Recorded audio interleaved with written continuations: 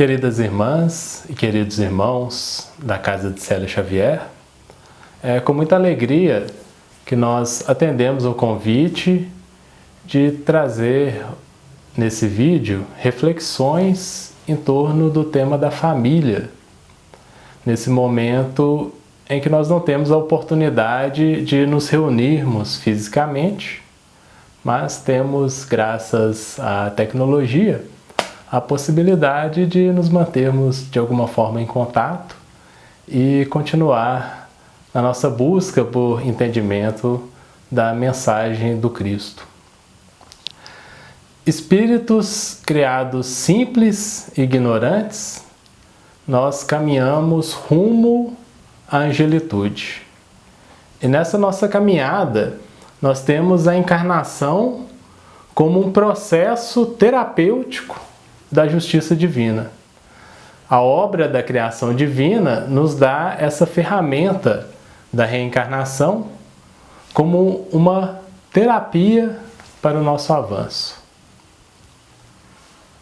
E nesse processo reencarnatório, em que nós, espíritos imortais, estamos imersos no corpo físico, nós somos chamados a viver em sociedade. Nós somos seres gregários por natureza. O homem deve viver em sociedade. É o que nós aprendemos no Livro dos Espíritos. Então, Kardec, ao analisar a questão no Livro dos Espíritos, no capítulo 7 da terceira parte, ele vai dar o título para esse capítulo 7 de Lei de Sociedade. E ali Kardec vai analisar várias questões relativas à vida do espírito enquanto encarnado em sociedade.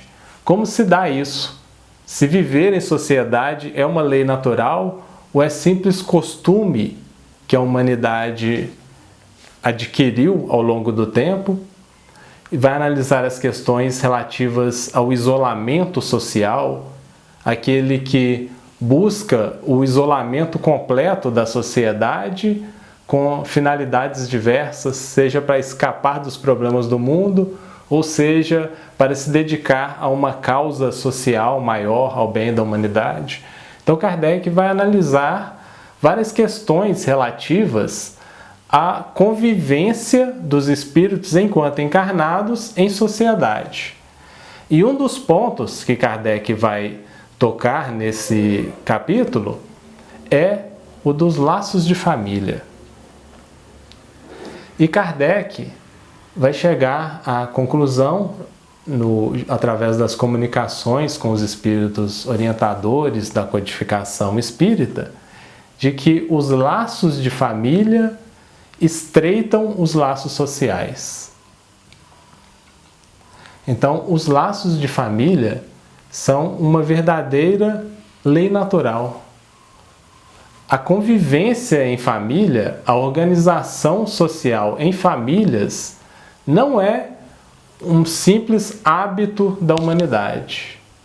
Alguns tentam comparar a vivência humana em família com a vivência animal, onde a mãe da prole, a matriz materna daquela família animal, abandona os filhotes tão logo eles tenham condição de manter a própria existência.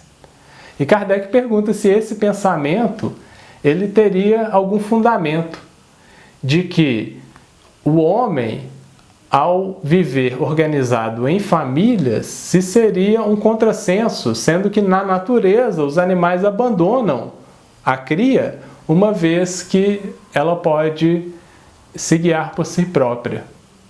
E os espíritos respondem que não, que esse pensamento ele está equivocado, porque nós não podemos comparar o homem com os animais, porque a finalidade humana é diferente da finalidade dos animais. Então, que a lei, que a vivência em família, os laços de família, são uma lei natural e não uma invenção da humanidade. E os espíritos acrescentam que Deus quis que os homens aprendessem a se amar como irmãos. E por isso instituiu a lei da família, dos laços de família. Por quê? Porque é no ambiente familiar que nós vamos ter a oportunidade do primeiro convívio em sociedade. O ambiente familiar é a sociedade em plano mais restrito. É o núcleo social mais íntimo em que nós vamos conviver antes de conviver com o ciclo social mais amplo. A gente vai aprender em família o como proceder em sociedade. Mas não os laços de família que tendem ao exclusivismo. A minha família em primeiro lugar e o resto não é minha família, então não importa. Esse é o pensamento exclusivista, que tem de diversas formas, em várias ocasiões, sido demonstrado como uma atitude comum da nossa humanidade. Tudo para os meus e para os outros, se desse sobrar alguma coisa, não importa muito.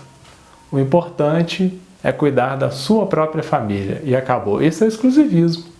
Mas não é esse tipo de laços de família que os Espíritos vêm nos ensinar com essas lições. É a família, conforme Jesus nos ensinou, quando ele é procurado, quando ele estava reunido, ensinando, e alguns chegaram assim, meio afoitos, falando: sua mãe e seus irmãos estão lá fora e vieram te buscar. E ele pergunta assim: mas quem é minha mãe e quem são meus irmãos? Alguns procuraram ver nessa afirmação de Jesus uma negação dos laços de família, que é um pensamento que não faz sentido tendo partido de Jesus, obviamente. Mas Jesus estava ali demonstrando que os verdadeiros laços são os laços do Espírito, são os laços de afinidade que nos unem. Quando ele responde: todo aquele que faz a vontade do Pai, aí está minha mãe, minha irmã, meu irmão. Ou seja, os nossos laços familiares, eles vão muito além da consanguinidade. A consanguinidade é um elemento, é uma ferramenta que a justiça divina nos dá para que nós possamos nos reunirmos, aprendermos, desenvolvermos em nós virtudes, trabalhar os nossos sentimentos num círculo mais restrito da família e depois levar isso para a vivência na sociedade, num círculo mais aberto, mais amplo. Portanto, a família, a vivência no lar, ela é escola para a vivência na sociedade. A vivência fraterna, a vivência da fraternidade sincera, verdadeira, que é parte do plano de Jesus para a nossa humanidade, ela começa no lar. Deus quis que o homem aprendesse a viver como irmão uns dos outros. Irmãos uns dos outros. Essa é a fraternidade verdadeira. Então Deus deu para nós os laços de família para que a gente aprenda desde cedo a viver a fraternidade. A fraternidade que começa no lar e depois deve se expandir para o mundo, para a sociedade. O momento atual que nós estamos vivendo deixa bastante evidente a necessidade da fraternidade na convivência humana. Hoje, a fim de evitarmos a proliferação do vírus, é necessário que nós tenhamos o devido cuidado para resguardar a nossa própria saúde. Mas ao resguardar a nossa própria saúde, nós estamos também resguardando a saúde do outro. Porque se nós não nos resguardarmos, nós afetamos o outro. E se o outro não se resguardar, ele nos afeta. Porque a fraternidade, ela é sempre uma via de mão dupla. Tudo que vai, volta. E em todos os campos da vida, nós podemos observar esta lei da reciprocidade nas relações afetivas. Tudo aquilo que nós plantamos, de algum modo, retorna para nós mesmos. É da lei divina que seja assim. Então, hoje nós vivemos uma necessidade por sobrevivência mesmo, de exercício da fraternidade. E essa fraternidade verdadeira, a fraternidade daquele que se importa com o outro, que faz um esforço, um sacrifício em prol do outro, do bem-estar do outro, ela deve ser aprendida no lar. Ela deve ser aprendida em família, porque a família é o projeto da sociedade. A família, ela é o núcleo estreito que vai dar origem ao núcleo aumentado da sociedade. Nós, espíritos, herdeiros de nós mesmos, herdeiros de nossas ações, de nossas escolhas ao longo dos séculos, somos chamados, através do processo reencarnatório, a nos reunirmos em famílias. Nos reunimos com espíritos queridos, com os nossos afetos da alma, mas nos reunimos também muitas vezes com aqueles com quem temos alguma divergência do passado. Nos reunimos afetos e desafetos, todos com o mesmo objetivo: transformar os nossos sentimentos, nos aproximarmos de Deus.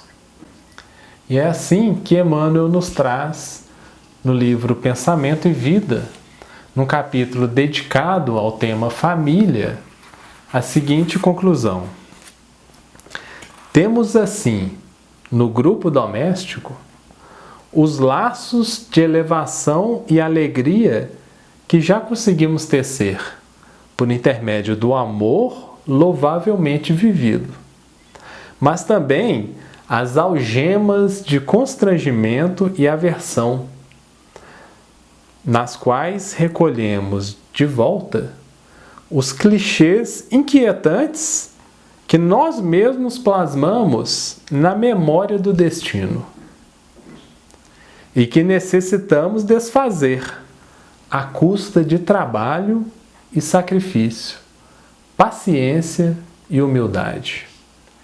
Recursos novos com que faremos nova produção de reflexos espirituais, suscetíveis de anular os efeitos de nossa conduta anterior, conturbada e infeliz.